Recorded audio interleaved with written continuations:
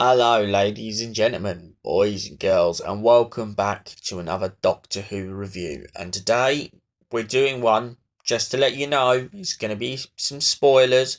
You've been warned. So if you ain't read this and you ain't read that there's spoilers, it's on you when we continue. But the other day, two brand new episodes of the new Doctor Who series dropped. And well, wah, had to had to have a good butchers, didn't I? So, without further ado, let's jump right into the Doctor Who review. So our story continues on from where it left off. Ruby is standing outside the police box, and then she decides to step inside. Step inside this wonderful world of madness. Ruby Sunday enters the box, and lo and behold, our tall, dark, and beautiful Doctor is standing there waiting for her at the top of the railings. She asks who he is, and he mutters, "I'm the Doctor." And then he explains that he comes from a civilization that is no longer around. And Ruby, coincidentally, obviously asks, "But Doctor can't be your real name. What is your name?" And hilariously, I think that Russell T Davies is a beautiful genius because he makes the Doctor say that the excuse for the reason he is called the Doctor is because everyone on his planet is posh. But yeah, then he explains a bunch of other names. A couple of names are dropped. For instance, the Rani. I think he jokes about the Brickyard. I could be wrong. I might have to rewatch it. But there's a few names dropped as he goes along, and it's a really good grounded opening to this story to establish to anyone who's not watched Doctor Who before. This is the history, and this is how long things have been going on. And especially from the fresh eyes of Ruby Sunday, it really gives you a really good in-depth idea of what she's about to take on board. So the first place the Doctor takes Ruby in this episode is he takes her back in time to the dinosaurs. And in doing so, she drops a remark and says, "But what if I step on a butterfly?" And she, Doctor, jokes like most of the other doctors. What is it with people and butterflies? Why would anyone go and step on a butterfly? And coincidentally, as soon as she gets out of the box, she steps on a butterfly and becomes a reptile. She even threatens to kill the Doctor. This was such a brilliant gag, and it works so well, especially in terms of the relationship between the two characters. He's only just met her, and yet all of a sudden he feels like he doesn't know her at all. And I just love that element of how it is portrayed in this story. So yeah, I thought that was brilliant. He manages to bring the butterfly back to life, and the pair go back off into the TARDIS. Now, the next place the pair both end up is on a space station. More importantly, a baby space station? Right, so in context to what's happening, the pair land on the space station and soon learn that all the adults, except one, have gone. They've basically left. The ship is used to breed and procreate babies in tanks, and the babies on the spaceship were supposed to have been taken home by their parents, but their parents have gone back to the planet below due to some intergalactic madness, and it has left the babies to basically have to run the ship themselves. Um, this leaves them in a bit of a panic because they don't know what to do, and basically the ship is in very bad state. Whilst browsing around the ship, one of the babies comes across Ruby and the Doctor and mistakes the pair as their parents. He rushes off to the other babies in absolute joy, in hopes to let them know that their mummy and daddy has returned to bring them home. The Doctor and Ruby follow the baby and find themselves in a room full of space babies. Very intelligent babies who have grown but have stayed the same size for a good number of years. One of the babies, getting very upset, asks the Doctor whether they are wrong, and the Doctor explains to her that he believes that everyone is unique, no matter who they are in the universe. Everyone is one of themselves, and that's beautiful. That's okay, because it's okay to be the first of who you are, and basically reassures them of what's happening. But soon, after their previous encounter with the boogeyman, who's in the basement, the Doctor states about the boogeyman to the babies, and the babies start crying. Later on, they end up hearing a transmission from someone else on the ship, and soon learn that the babies aren't the only people on the ship. After being called away from the main deck of Space Babies by a mysterious voice, the Doctor learns that there is a technician who has been labelled Nanny, who is looking after all the Space Babies on the space station. She's done everything she can to keep the place in operation, but is struggling to keep up. She finds herself tirelessly trying to keep the ship in one piece and also keep the oxygen going. But due to the climate of the ship and the lack of stabilization on any of the machinery, the ship is slowly breaking down. She cries and points out to the Doctor and Ruby that she doesn't want the children to watch her perish, and she doesn't want to watch them perish either. She's been doing everything she can to reach anyone, but sadly has had no hope. She also mentions that the boogeyman, previously stated, all of a sudden appeared on the spaceship 6 years ago whilst the babies were growing. She doesn't know where it came from or what it is, but all she knows is that it has come on the ship and it does everything it can to scare her and the children aboard the ship. The Doctor begins to get a hunch as to what the boogeyman can be, but decides to investigate just to be sure. We later on discover throughout the episode that the boogeyman indeed is made of boogies. Bogies! Yes, so it is explained closer to the penultimate of the episode that the boogeyman is a mutation caused by the bogies from the children. The confusion at first in the story is how the boogeyman came to be. But soon the Doctor begins to put two and two together and discovers that the reason the boogeyman exists is all because of the babies. Every time they have a session where they end up blowing their nose, their tissues are put down a tube, and that tube leads to the bottom of the ship. And so the bogies from that, because they don't have anywhere to go, began to build and build and build and mutate, until eventually they became the bogeyman. But this isn't just down to the bogies itself. As the Doctor starts to point out, it's like myths and legends are all coming to become one. The bogeyman is a myth. So, how does the bogeyman happen to be? Well, the ship was designed to make stories for the children. Things that scare them, but also things that teach them lessons. And so, the ship, doing what any information databank would do, just relayed the information, but didn't take into account how close and how realistic it would take its form, and hence the bogeyman. There is then a shift when Nanny decides to almost send the bogeyman out into the airlock, thinking that it will attack the children. But soon she learns that it is technically one of the children.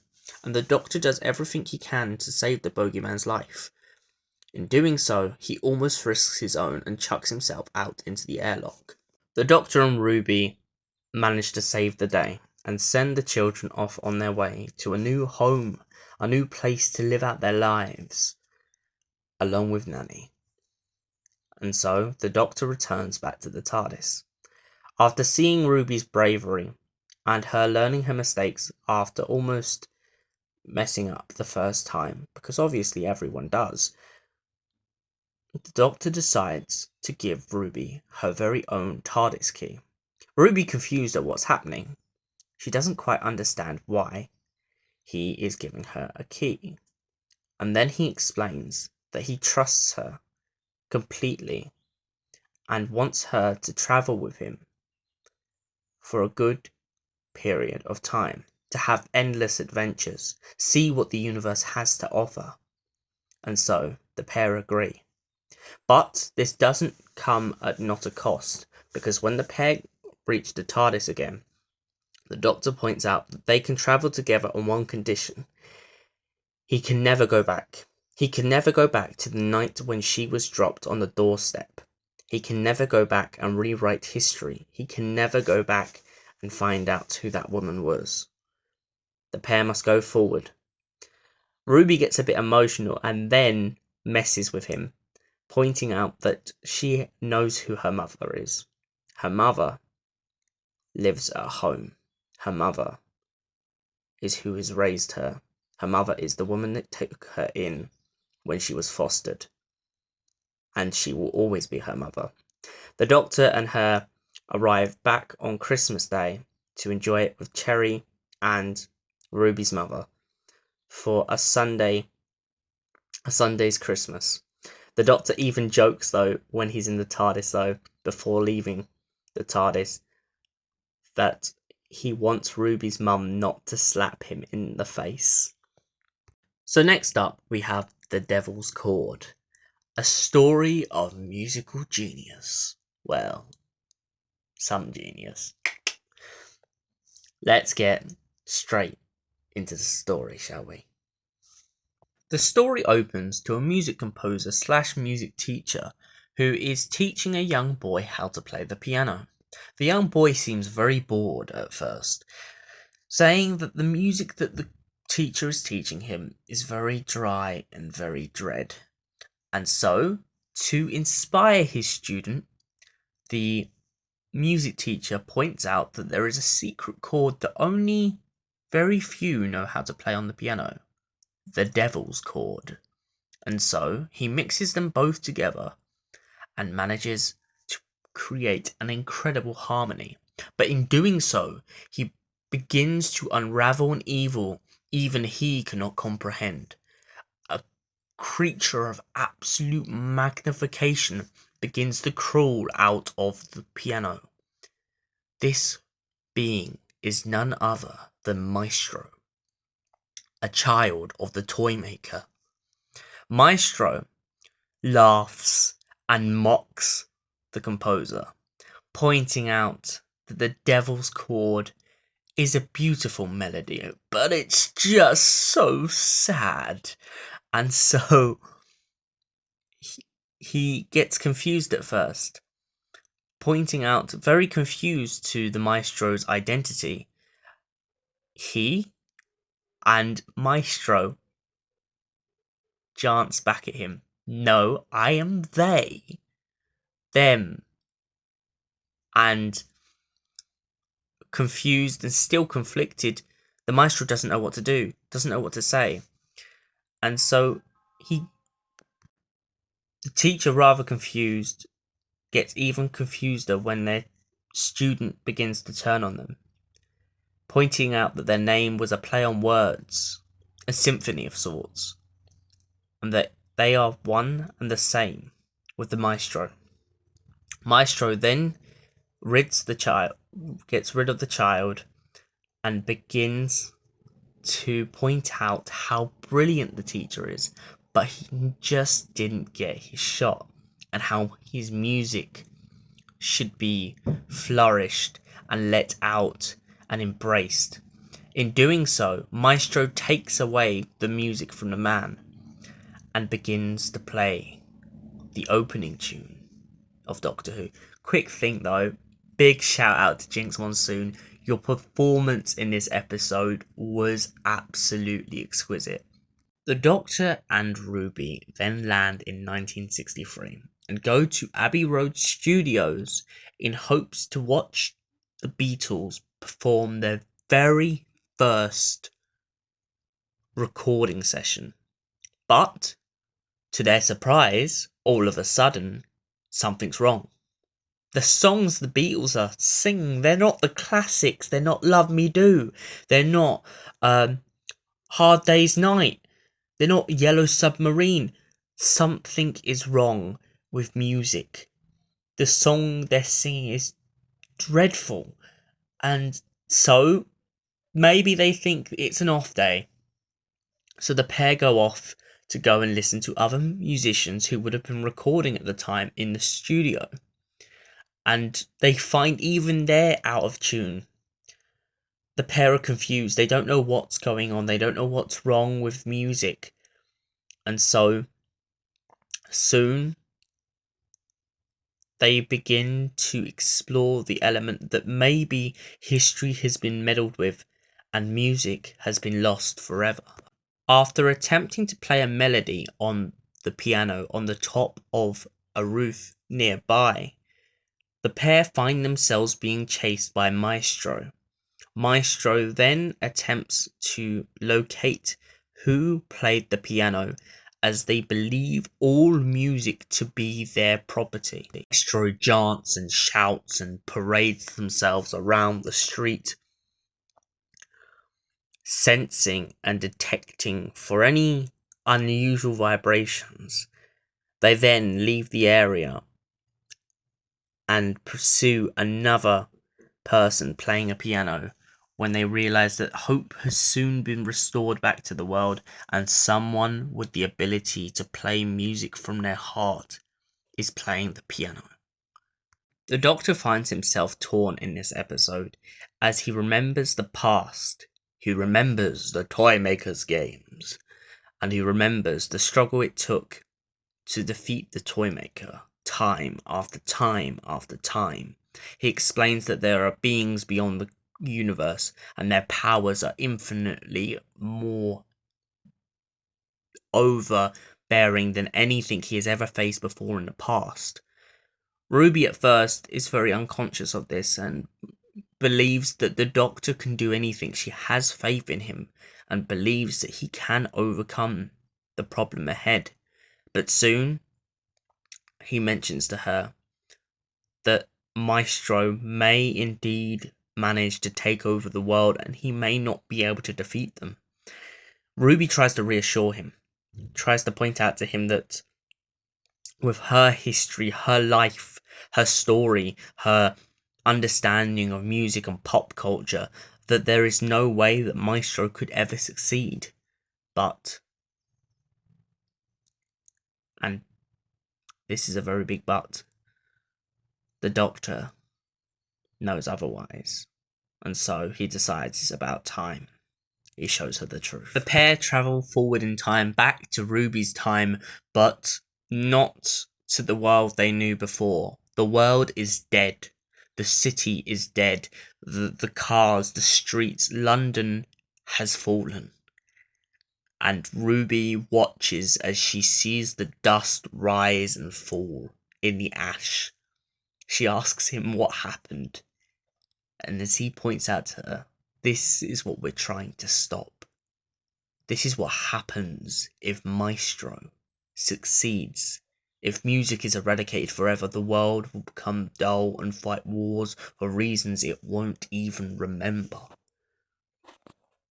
But this isn't the first time this has happened, just for anyone who is interested in Doctor Who history. No, indeed, this has happened before in the Pyramids of Mars, when the Doctor takes Sarah Jane Smith to the future to see what happens if Sutekh the Destroyer destroyed the world. How one action can cause destruction and change the flow of history and time itself. And that's exactly what the Doctor is trying to prove to Ruby in the Devil's Chord. All of a sudden, the broken world around them disappears, vanishes. Well, sort of vanishes. For an element. As Maestro reveals themselves to the Doctor and Ruby, pointing out their big evil scheme and why they're doing all this. They want to eradicate music to make one whole symphony. The symphony of chaos. One that would ravage the universe itself. Turn pieces of destruction into their notes. The silence of it all. And so the Doctor aggressively points out to them that he's disappointed, that he is frustrated, he's angry, because at least the Toymaker was honest and fair, and that he would tell the truth no matter what, even especially when playing a game. He would never cheat, he would never take advantage. And so the pair run back off into the TARDIS in attempts to stop the Maestro once and for all, but they find themselves in a struggling battle. A very struggling battle that they may not be able to win. After arriving back at Abbey Road Studios and unlocking the key to what is the Maestro's power, the Devil's Chord, the Doctor beckons the thought that maybe if the Devil's Chord brings them to life, another chord should banish them once and for all. Whilst trying to figure it out in the studio, Ruby is attacked by musical notes as the Maestro begins to taunt them and tear away at them. The Doctor asks why the Maestro wants Ruby so bad, and the Maestro points out that Ruby is indeed the last human around, the last human with music in their heart. The Maestro tries to bleed through and make Ruby sing, but in doing so unlocks something that they are absolutely horrified by, pointing out that the one who waits is behind Ruby's origins. The one who waits is something to do with Ruby's whole lineage, whole arc. The song poisons the Maestro's head, the song of Christmas, and so it drives them mad. And the Doctor begins to play the chords, but the Maestro won't have it, and when the Doctor gets one note wrong, Ruby and the Doctor find themselves trapped inside of musical instruments, barely being able to breathe. But luckily for them, the notes that the Doctor had already placed on the piano start to become visible, not only to them, but to the Beatles. And two members of the Beatles, whilst strolling along in the hallway, play the melody on the piano, releasing the Doctor and Ruby, and finally, very finally, banishing the Maestro. Well, at least for now. And then, as a last little send-off to this story, the Doctor begins to sing on the mic a little musical number with a lot of flash mob dancing. Absolutely brilliant. This all happens after him mentioning to Ruby that with his adventures there are always a twist, and that is the song they begin to sing. So now for the moment you've all been waiting for. Doctor Who, the Space Babies and the Devil's Chord. Well, let's take into analysis both stories for a start. The Space Babies is a great wacky story, so I'm going to give it a solid 7 out of 10. I feel like there was a lot more things they could have done. There was a lot more directions they could have gone with, but that's just my personal thoughts. But other than that, I think the story was absolutely incredible and it's definitely worth a watch. Um, the Devil's Chord. The Devil's Chord, I'm going to go a bit high here. I'm going to say a 10 out of 10. Jinx Monsoon's performance was brilliant. The people playing the Beatles, the people playing everyone else in the story was brilliant. It all came together very well.